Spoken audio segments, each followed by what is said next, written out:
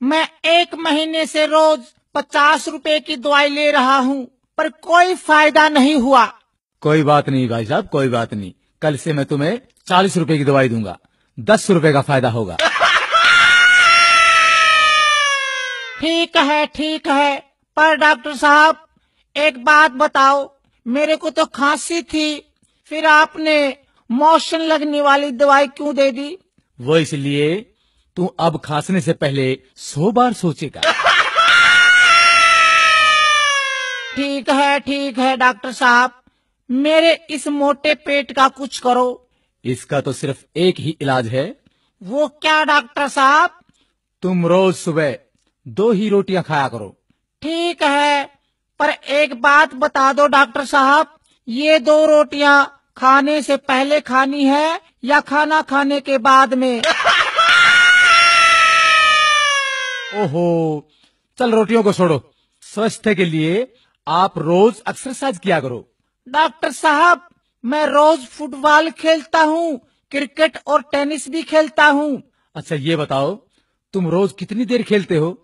जब तक मोबाइल की बैटरी खत्म नहीं हो जाती। ओहो, बड़े मूर्ख हो यार, तुम तो पागल हो गए हो। कैसे हुए? मैंने एक विधवा से शादी की, उसकी जवान बेटी से मेरे बाप ने शादी की, तो मेरी वो बेटी मेरी माँ बन गई।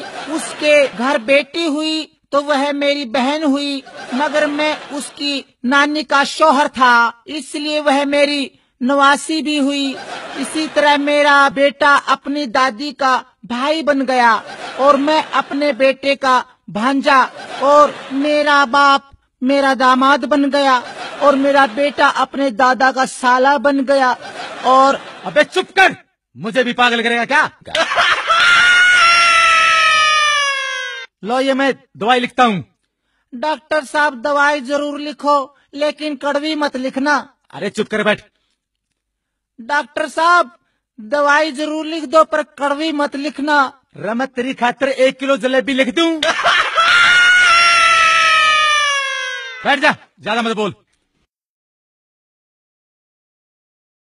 डॉक्टर साहब पर्चे पर ऐसा क्या लिखते हो जो सिर्फ मेडिकल स्टोर वाले ही समझ पाते हैं?